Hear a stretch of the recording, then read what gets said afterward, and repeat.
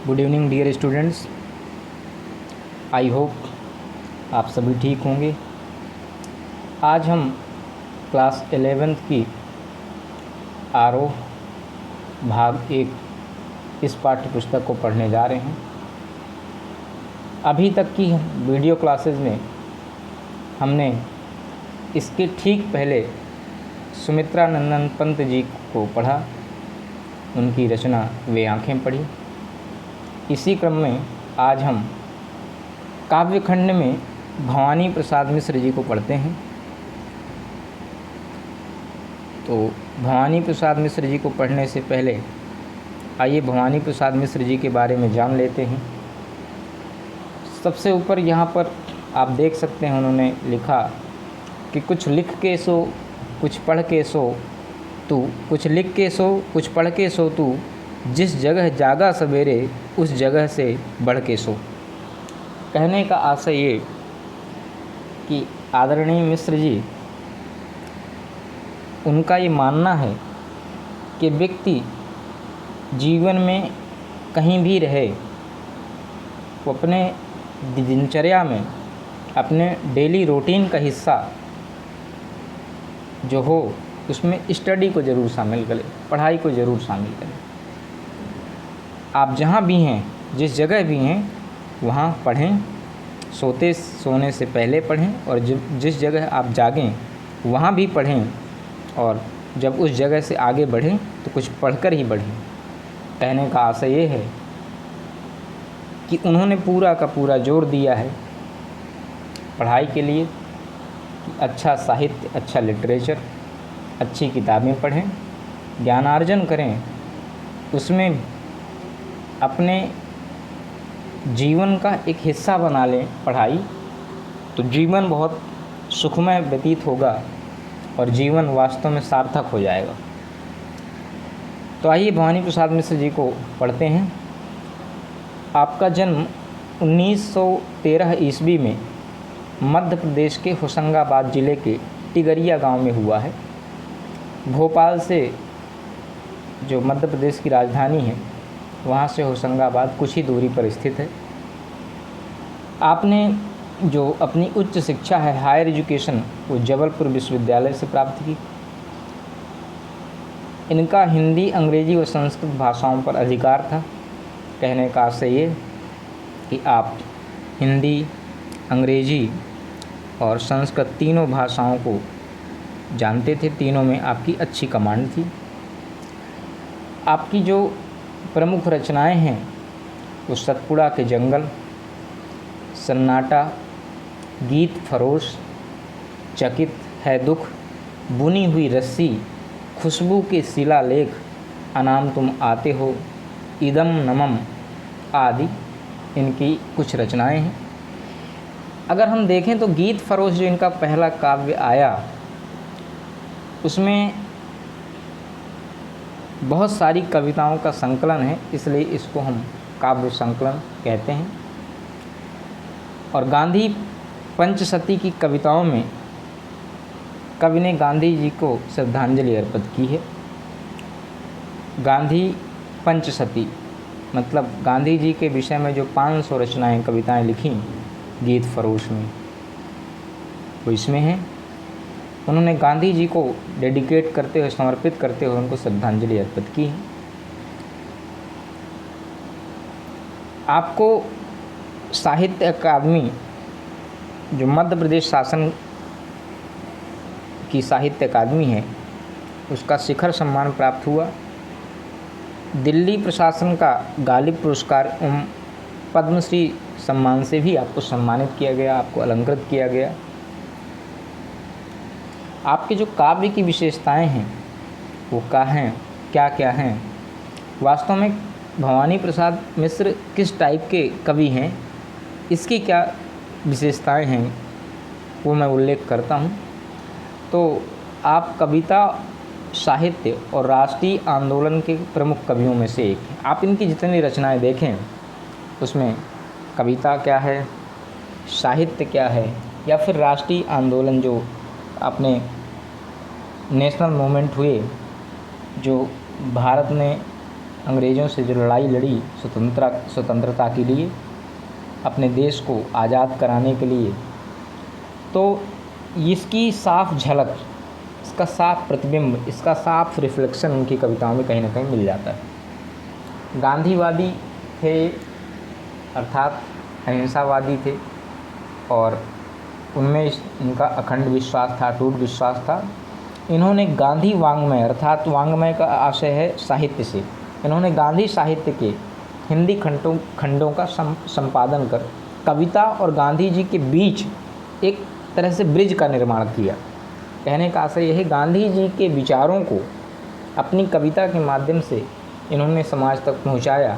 तो गांधी जी के विचार और समाज के बीच में अगर कोई व्यक्ति खड़ा होता है सेतु के रूप में, एक ब्रिज के रूप में, एक पुल के रूप में, तो कौन है? आदरणीय भवानी प्रसाद मिश्र जी। इनकी कविता हिंदी की सहज लय की कविता है। ज़्यादा आपको इसमें मशक्क़त करने की, ज़्यादा मेहनत करने की आवश्यकता नहीं, बहुत सहज लय की कविता है। इस सहजता का संबंध गांधी जी के चरखे की लय से कुछ जुड़ता हुआ है, इसलिए उन्हें कविता का गांधी भी कहा गया है। ये बात विशेष रूप से याद रखिएगा, इसलिए इनको कविता का गांधी भी कहा गया है। और मिश्र जी की कविताओं में बोलचाल के गद्यात्मक से लगते वाक्य विन्यास को ही कविता में बदल लेने की अद्भुत क्षमता है। मतलब जो बोलचाल भाषा शैली ये प्रयोग करते हैं, जो बोलचाल की भाषा में जो वार्तालाप की भाषा होती है, उसके जो सेंटेंसेज हैं, जो वाक्य हैं, वही कविता का रूप ले लेते हैं। इनमें अद्भुत क्षमता है। इसी कारण इनकी कविता सहज और लोक के करीब है। लोक के करीब मतलब जन के करीब है, लोगों के करीब है। इसी कारण सहज जनमानस में इनकी कविता सहज हो जाती है, बहुत आसानी से उसे समझ लेते हैं।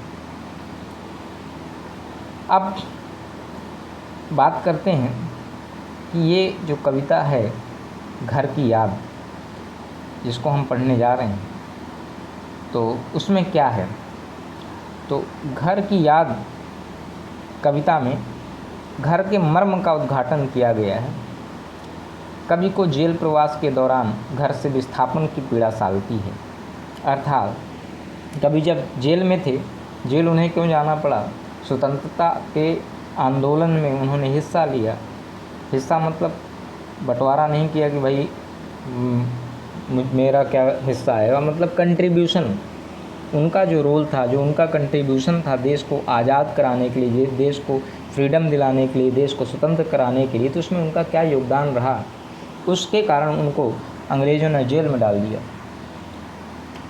तो ऐसे ही जब वो जेल में थे, तो जेल के दिनों में, जेल के प्रवास के समय जो घर से दूर होने की जो पीड़ा है, वो दुख उनको हमेशा टीस रहा था। वो पीड़ा हमेशा उनको सालती रही।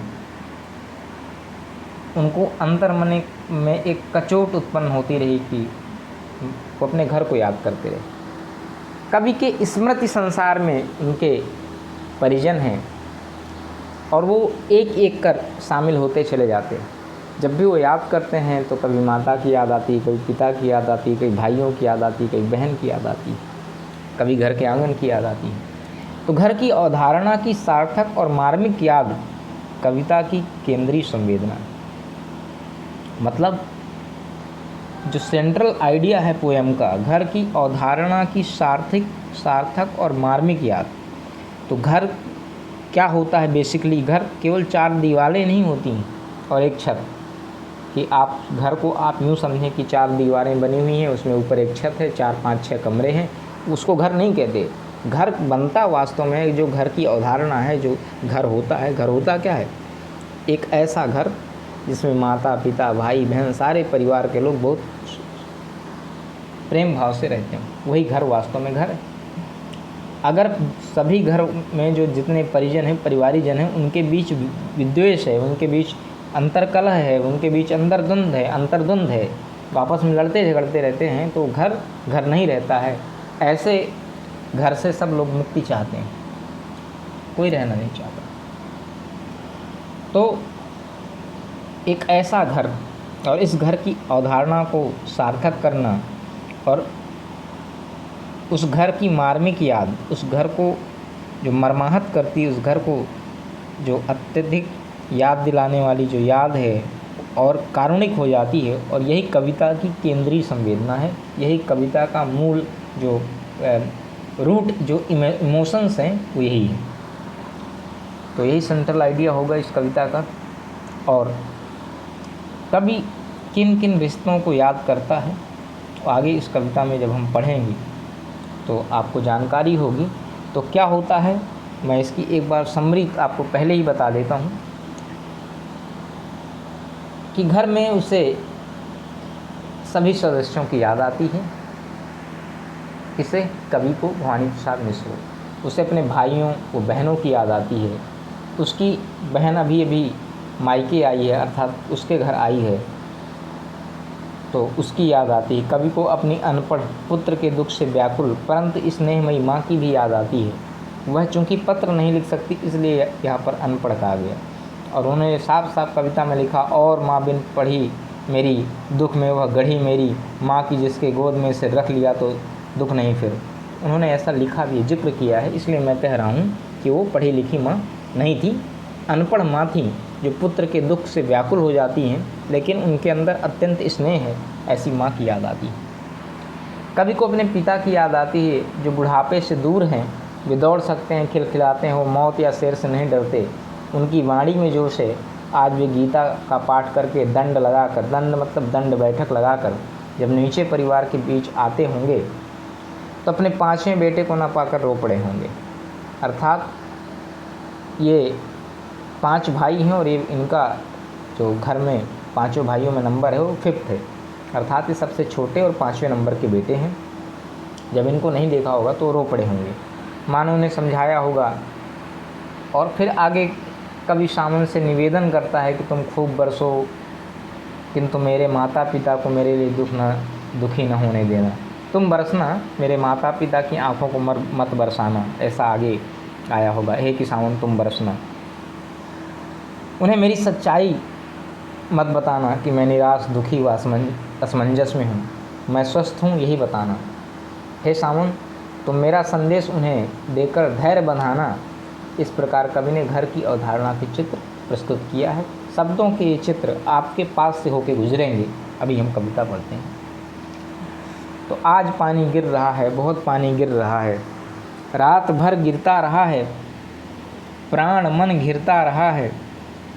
रात भर गिरता रहा है, प्राण मन घिरता रहा है, बहुत पानी गिर रहा है, घर नज़र में तिर रहा है, घर नज़र में तिर रहा है, घर की मुझसे दूर है जो, घर खुशी का पूर है जो, घर की घर में 4 भाई, मायके में बहन आई, बहन आई बाप के घर, बहन आई बाप के घर, हाय रे परिताप के घर। बहन आई बाप के घर, बहन आई बाप के घर, हाय रे परिताप के घर। घर के घर में सब जुड़े हैं, घर की घर में सब जुड़े हैं, सब की इतने कब जुड़े हैं, 4 भाई 4 बहनें, भुजा भाई प्यार बहनें, 4 भाई 4 बहनें, भुजा भाई प्यार बहनें। तो आइए इसको एक्सप्लेन करते हैं।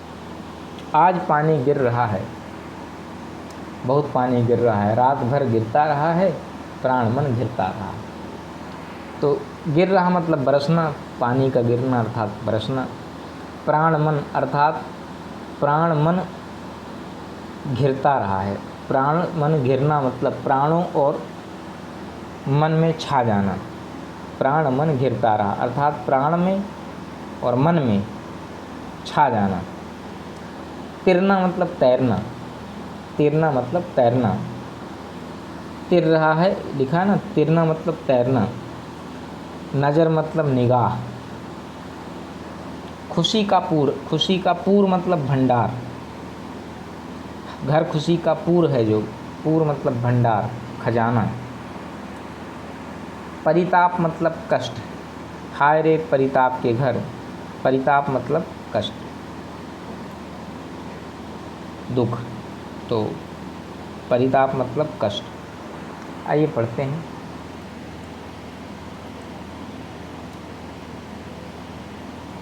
एक दिन जब कभी जेल में होते हैं उसी रात को लगातार बारिश हो रही है। देखिए प्रसंग क्या है, पहले कभी जेल में बंद हैं और उसी रात कंटिन्यूअस बारिश हो रही है। तो जब बारिश हो रही थी तो कवि को उसके घर की याद आती है और वह अपनी पीड़ा व्यक्त करता है। और कैसे व्यक्त करता है कि कवि बताता है कि आज पानी गिर रहा है, बहुत पानी गिर रहा है, रात भर गिरता रहा है, प्राण मन घिरता रहा।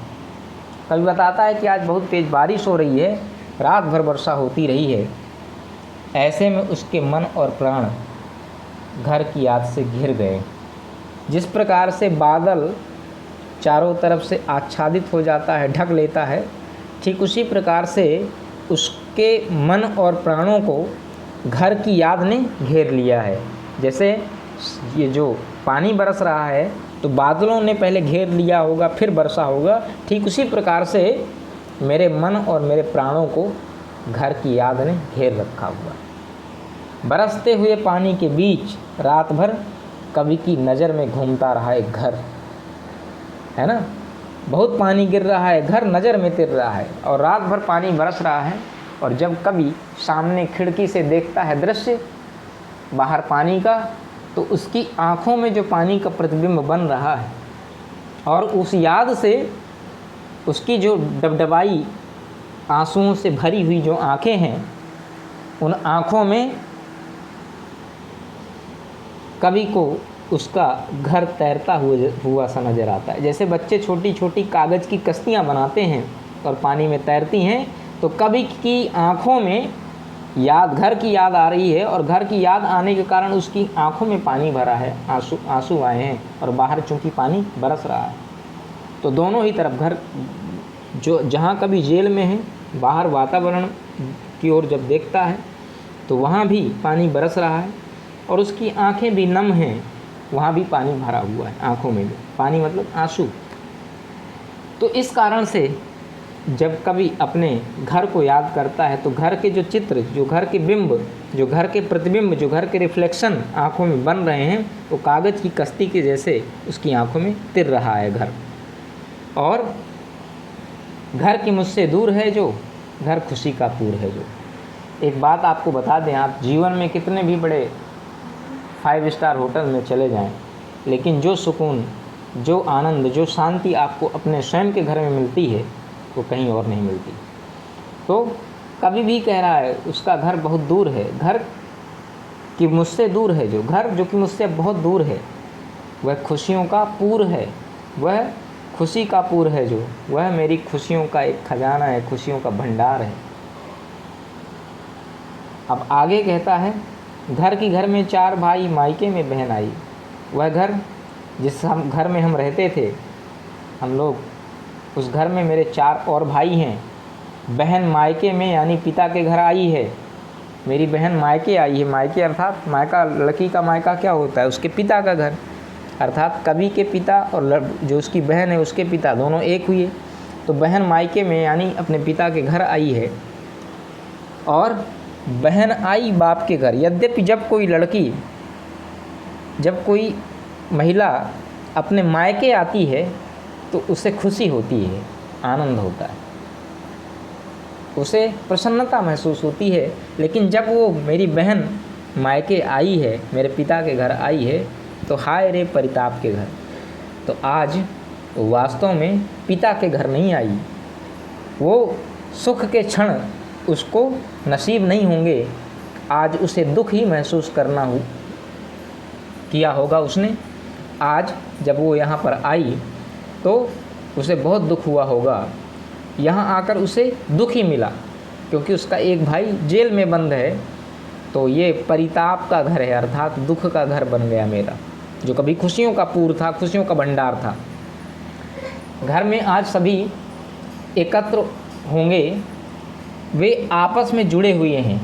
उसके 4 भाई व 4 बहनें हैं, उसके 4 भाई व 4 बहनें हैं, सब आपस में जुड़े होंगे, आपस में जुड़े हुए हैं। उसके चारों भाई व जो बहनें हैं इसमें घर में सब जुड़े हैं, सब कितने कब जुड़े हैं? 4 भाई 4 बहनें। अब यहाँ पर देखिए जनसंख्या उसके घर की, उसके 4 भाई व 4 बहनें, 4 भाई 4 बहनें, 4 भाई हैं और 4 बहनें हैं। चारों भाई भुजा भाई प्यार बहनें, चारों भाई क्या है? भुजाएं हैं। भाई को कहा जाता है बाँह। बाँह जिस प्रकार से हमारा एक हाथ दूसरे हाथ के लिए सहायता के लिए सदैव तत्पर रहता है। आप कोई भारी सामान उठाइए, एक हाथ से नहीं उठ रहा, तुरंत दूसरा हाथ ऑटोमेटिक चला जाता है उठाने के लिए। तो ठीक उसी प्रकार से चारों भाई हमारे भुजाएं हैं, भुजा की तरह हैं मेरे लिए, तथा बहनें प्यार हैं। मेरी बहनें क्या हैं? प्यार के समान, वो हमसे बहुत प्रेम करती हैं। भाई भुजा के समान कर्मशील व बलिष्ठ हैं, तथा बहनें स्नेह की भंडार हैं। बहनें क्या हैं? स्नेह की भंडार हैं। और कुछ विशेष बातें आती हैं अब यहाँ तक में। सबसे पहली चीज़ कि सावन के महीने का स्वाभाविक वर्णन। जो सावन का महीना होता है उसका जो कवि ने वर्णन किया है, एकदम आप देखें वो दृश्य उन्होंने शब्दों के चित्रों के माध्यम से उपस्थित कर दिए। और घर की याद आने के कारण स्वाभाविक अलंकार है। घर की याद जब किसको आती है, हर किसी को घर की याद आती है, तो वहाँ पर एक अलंकार होता है स्वाभाविक अलंकार। तो स्वाभाविक अलंकार का प्रयोग किया गया। 152 अलंकार हिंदी में होते हैं। आप कुछ ही अलंकारों को जानते होंगे, इसलिए जब आप इस तरह से कुछ नए अलंकारों का नाम सुनते होंगे तो हो सकता है थोड़ा सा विस्मय होता होगा, आश्चर्य होता होगा, लेकिन ये आश्चर्यजनक घटना नहीं है। 152 अलंकार होते हैं। तो घर कभी मैं अगर समय मिला तो ज़रूर 152 अलंकारों को आपको पढ़ाऊँगा, अगर आप पढ़ना चाहें। पानी गिर रहा है, इसमें यमक अलंकार किया हुई है। तथा आवृत्ति होने से अनुप्रास अलंकार है। पानी गिर रहा है, फिर है ना, तो यमक अलंकार और अनुप्रास अलंकार का प्रयोग हुआ है। घर नज़र में तिर रहा है में चाक्षुष बिंब है। घर नज़र में तिर रहा है, जब आँखों में हमारे कोई बिंब प्रकट होते हैं, जब आँखों में रिफ्लेक्स होते हैं कुछ प्रतिबिंब, तो वहाँ पर चाक्षुष बिंब उसको बोलते हैं। क्या? चाक्षुष मतलब आँखें, तो चाक्षुष बिंब है। चाक्षुष की स्पेलिंग होती है बड़ा चा, मैं लिख देता हूँ, आप देख लें। चा, फिर ये छा छतरी वाला, और फिर ये मूर्धन्य सा, चाक्षुष। तो चाक्षुष बिंब है। घर नज़र में तिर रहा है, इसमें चाक्षुष बिंब है, अर्थात नज़र में, आँखों में रिफ्लेक्ट हो रहा है घर। खड़ी बोली है और बहुत सहज अभिव्यक्ति है। भुजा भाई में उपमा व अनुप्रास अलंकार है। भुजा में भा, भाई में भा, तो यहाँ पर उपमा अलंकार है और अनुप्रास अलंकार भी है। तो चूँकि जो मेन अलंकार है वो क्या है? भुजा भाई में उपमा अलंकार है। प्रश्न शैली का सुंदर उपयोग हुआ है। संयुक्त परिवार का एक आदर्श उदाहरण प्रस्तुत करता है। कुल मिला के 4 भाई 4 बहनें 8 और एक भाई भवानी प्रसाद मिश्र जेल में है। 9 लोगों का जिक्र भी इसमें किया गया। चलिए आगे पढ़ते हैं।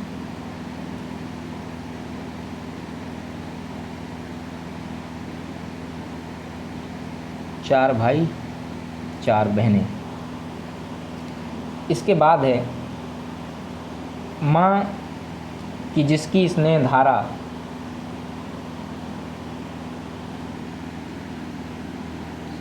और माँ बिन पढ़ी मेरी दुख में वह गढ़ी मेरी, और माँ बिन पढ़ी मेरी दुख में वह गढ़ी मेरी। माँ की जिसकी गोद में सिर रख लिया तो दुख नहीं फिर। माँ की जिसकी स्नेह धारा का यहाँ तक भी पसारा, उसे लिखना नहीं आता जो कि उसका पत्र पाता। पिताजी जिनको बुढ़ापा एक क्षण भी नहीं व्यापा, जो अभी भी दौड़ जाएं, जो अभी भी खिलखिलाएं, मौत के आगे न हिचकें, शेर के आगे न बिचकें। बोल में बादल गरजता, काम में झंझा लरजता। बोल में बादल गरजता, काम में झंझा लरजता। अब आइए देख लेते हैं कुछ, जैसे लरजता है, गरजता है, कुछ शब्दार्थ देख लेते हैं। गढ़ी मतलब डूबी हुई, और माँ बिन पढ़ी मेरी, दुख में वो गढ़ी, गढ़ी मतलब डूबी हुई, ढली हुई। स्नेह अर्थात प्रेम, पसारा मतलब फैलाओ, विस्तार, पसारा मतलब फैलाओ, विस्तार, स्कोप जिसको इंग्लिश में अगर बोले हम, अंग्रेजी में। पत्र अर्थात चिट्ठी, लेटर। व्यापा मतलब व्याप्त होना, फैला हुआ होना। खिलखिलाना अर्थात खुलकर हंसना, खिलखिलाकर हंसना। हिचके है ना, हिचके मतलब संकोच ना करें, है ना, हेजिटेट ना हो। बिचके मतलब डरें, जो ना डरे। बोल मतलब आवाज़, झंझा मतलब तूफान, लरजता मतलब कांपता है। हिचके मतलब संकोच ना करें, संकोच करना। बिचके मतलब जो डर है वो भी ना हो। बोल में अर्थात आवाज़ में, बादल जैसी गर्जना है ना। काम में झंझा, झंझा मतलब तूफान, लरजता मतलब कांपता। अब देखते हैं इसका एक्सप्लेनेशन। अब यहाँ पर माता पिता के बारे में भवानी प्रसाद मिश्र जी ने सुंदर वर्णन किया। तो सावन की बरसात में कभी को जब घर के सदस्यों की याद आती है तो उन सदस्यों में माता पिता की भी अगली याद है। अब इन पंक्तियों में उसे अपनी माँ की याद आती है। उसकी माँ अनपढ़ है और माँ बिन पढ़ी मेरी, और मेरी माँ बिन पढ़ है, बिन पढ़ी लिखी है, अनपढ़ है, इलिटरेट है। उसने बहुत कष्ट सहन किया है, दुख में वह गढ़ी मेरी। उसे दुखों ने गढ़ा है। जिस प्रकार से पत्थर की गढ़ाई होती है छेनी हथौड़े से, तो मेरी माँ को किसने गढ़ा है? दुख ने गढ़ा है। मेरी माँ दुख में सजी संवरी है, मेरी माँ दुख में लिपटी हुई माँ है। तो उसने अपने जीवन में बहुत कष्ट सहन किया, दुखों में ही रची है मेरी माँ। माँ कि जिसकी गोद में सिर रख लिया तो दुख नहीं फिर। और मेरी माँ इतनी स्नेहमयी है, इतनी ममतामयी है कि यदि मैं उसके गोद में सिर रख लूँ तो फिर कोई दुख शेष नहीं रहता। आप कितने भी पीड़ित हों, आप किसी समस्या में हों, जब माँ आपसे प्रेम से बात करती है, जब माँ आपके सर पे हाथ फेर देती है, तो एक असीम शांति का अनुभव होता है। ऐसे लगता है कि सब सारी पीड़ा का हरण हो गया, ऐसी माँ होती है। आप जब कभी भी दुख में होते हैं, तकलीफ़ में होते हैं, तो सिर्फ दो नाम याद आते हैं, एक माँ, दूसरा ईश्वर। आपको कांटा लग जाए, चुभ जाए, तो आप तुरंत निकलता है ऐ माँ, ऐ मम्मी। आप गैस में चाय बना रहे हैं, जल जाएं, तुरंत मम्मी के नाम की चीख निकलती है। क्यों? क्योंकि आप माँ से बहुत क्लोज होते हैं। आपका माँ से संसर्ग होता है आपके इस जीवन को प्राप्त करने से पहले। जब आप गर्भस्थ शिशु होते हैं, तब से आपका और माँ का जो संबंध है तब से होता है। इसलिए आप माँ से इतना अटैच्ड होते हैं। तो ये जो अटैचमेंट है, ये जो संबंधों का अगर हम मूल्यांकन करें तो आप गलतफहमी में मत रहिएगा। माँ का जो स्तर है, जो माँ का जो पद है, जो माँ की ममता है, उसका कोई तोल मोल नहीं है। उसको हम किसी से कंपेयर कर ही नहीं सकते। इसलिए कवि ने भी कहा कि माँ बहुत स्नेहमयी है, ममतामयी है। उसके गोद में सिर रख लिया तो सारे दुख सुख में बदल जाते हैं, दुख का अनुभव ही नहीं होता है। माँ का इतना स्नेह व्यापक है। देखिए कि माँ की जिसकी स्नेह धारा का यहाँ तक भी पसारा, माँ वो जिसकी स्नेह की जो धारा है वो गंगा की तरह, जैसे गंगा हरिद्वार से चल करके बंगाल की खाड़ी तक पहुँचती है इतनी दूर तक, उसी तरह से कवि कहता है मेरी माँ बहुत दूर घर में है, लेकिन उसकी स्नेह का, उसकी ममता का, उसके प्रेम का जो पसारा है, जो विस्तार है, जो स्कोप है, वो मेरे यहाँ जेल में भी है। उस पर कोई बंदिशें नहीं है, कोई पहरा नहीं है। कितने भी लाख आप जंजीरों में मुझे बांध दें, कैदखाने में बंद कर दें, लेकिन माँ की ममता को आप किसी जेल, किसी चहार दीवारी में नहीं बांध सकते हैं। वो बंदिशों में नहीं रह सकती है। और उसका पसारा अर्थात विस्तार देखिए, तो यहाँ तक भी पसरी हुई है। माँ का स्नेह, माँ का प्रेम यहाँ तक पसरा हुआ है। उसे लिखना नहीं आता जो कि उसका पत्र पाता। और मैं ये कहता हूँ कि मेरी माँ को लिखना नहीं आता, इसलिए मुझे उसका पत्र नहीं प्राप्त होता। अगर उसे लिखना आता होता, अगर पढ़ी लिखी होती तो उसका पत्र ज़रूर आता और उसके पत्र में प्रेम जो छुपा होता उसको मैं महसूस करता। तो एक कवि कहीं ना कहीं इस बात से खिन्न है, इस बात से कभी उसे दुख है, अगर मेरी माँ पढ़ी लिखी होती तो ज़रूर मुझे पत्र लिखती। अफसोस है थोड़ा सा। अब यहाँ पिताजी के बारे में उन्होंने बात की कि पिताजी जिनको बुढ़ापा एक क्षण भी नहीं व्यापा, जो अभी भी दौड़ जाएं, जो अभी भी खिलखिलाएं। अब आगे वो पिताजी की बात करते हैं कि अब वो कहते हैं कि मेरे पिताजी अभी बिल्कुल चुस्त दुरुस्त हैं, बुढ़ापा उन्हें एक क्षण के लिए भी अपने आगोश में नहीं ले पाया, अर्थात तो बूढ़े नहीं हुए। हालांकि एज हो गई है, लेकिन वो इतने परिश्रमी हैं, इतने कर्मठ हैं कि उन पर उम्र का कोई असर होता नहीं। वो बुढ़ापा उनको अपनी फहरिस्त में, अपने आगोश में नहीं ले पाया, बुढ़ापा उनको व्याप्त ही नहीं हो पाया, है ना। एक क्षण भी नहीं व्यापा, बुढ़ापा उनको व्याप्त ही नहीं हो पाया। जो अभी भी दौड़ जाएं, जो अभी भी खिलखिलाएं। और वो इतने फिट एंड फाइन हैं कि खूब दौड़ सकते हैं, खूब खिलखिला करके हंसते हैं जी भर के। और वो इतने साहसी हैं कि मौत के आगे न हिचकें, शेर के आगे न बिचकें। वो इतने साहसी पुरुष हैं मेरे पिताजी कि मौत के सामने भी हिचकते नहीं, तथा शेर के आगे अगर उन्हें कर दिया जाए तो डरते नहीं। यहाँ पर अतिशयोक्ति अलंकार का प्रयोग करके उन्होंने बताया है कि पिताजी जो उनके हैं वो वास्तव में कितने कर्मठ हैं, कितने निडर हैं और उनमें कितना साहस भरा हुआ है। उनकी बोल में बादल गरजता, उनकी वाणी में, उनके बोल में, उनके स्वरों में वो ओज है, वो गर्जना है जैसे बादल की गर्जना होती। तो बादल के समान उनके वाणी में गर्जना है। जब वे काम करते हैं तो उनसे तूफान भी शर्मा जाता है। काम में झंझाल रचता, काम में झंझाल रचता। जब वो काम करते हैं तो तूफान भी लजा जाते हैं, शर्मा जाते हैं। अर्थात उनकी जो गति है काम करने की वो अत्यधिक तीव्र है। इसलिए वो कहते हैं कि जब वो काम करते हैं तो उनके काम में के सामने झंझा भी लजा जाता है, तूफान भी शर्मा जाता है, इतने कर्मठ। तो अब आप आइए देखते हैं यहाँ क्या विशेष चीज़ें हैं, क्या फैक्ट्स और आते हैं इस पद में। तो विशेष बातें ये हैं कि माँ के स्वाभाविक स्नेह तथा पिता के साहस व जीवन शैली का सुंदर स्वाभाविक वर्णन। माँ का जो स्वाभाविक स्नेह है, सभी की माँ प्रेम करती हैं, ऐसा नहीं किसी की माँ, भवानी प्रसाद मिश्र की माँ ने उनको बड़े प्रेम से पाला, आपकी माँ के माता पिता आपको हंटर मार के पाल रहे हैं, ऐसा नहीं है, लाठी डंडे मार के पाल रहे हैं। सबके माता पिता प्रेम से ही पालते हैं। इसलिए स्वाभाविक माँ का स्वाभाविक स्नेह तथा पिता के साहस व उनकी जीवन शैली का सुंदर स्वाभाविक वर्णन किया गया। माँ की गोद में सिर रखने से फिर से पुनः चाक्षुष बिंब साकार हो उठता है।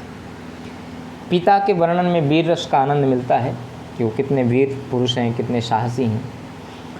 और अभी भी में चूँकि भाव वर्ण की आवृत्ति हुई है तो अनुप्रास अलंकार है। बोल में बादल गरजता तथा काम में झंझा लरजता, इसमें उपमा अलंकार है। खड़ी बोली आप देख ही रहे हैं, पूरे इनकी भाषा शैली खड़ी बोली है, भाषा सहज और सरल। तो प्यारे बच्चों, आज के लिए हम इस वीडियो को यहीं फिनिश करते हैं।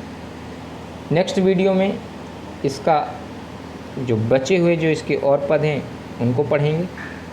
तब तक आप पढ़ते रहें, चूँकि भवानी प्रसाद मिश्र जी ने भी कहा और मैं भी कह रहा हूँ कि कुछ पढ़ कर सो, कुछ लिख कर सो, कुछ लिख के सो, कुछ पढ़ कर के सो, जिस जगह जागा सवेरे उस जगह से बढ़कर सो। तो इसी भावना के साथ कि हम पढ़ें और आगे बढ़ें, आज की क्लास यहीं ख़त्म करते हैं। Thanks for watching. अगर कहीं पर भी कोई आपको डाउट लगे तो ज़रूर मुझे निस्संदेह कमेंट करके बताएं, या जिस किसी भी माध्यम से आप जुड़ पाएँ। तो आशा करता हूँ आपको वीडियो अच्छा लगा होगा, कंटेंट्स समझ में आए होंगे, एक्सप्लेनेशन समझ में आया होगा। तो थैंक यू फॉर वॉचिंग।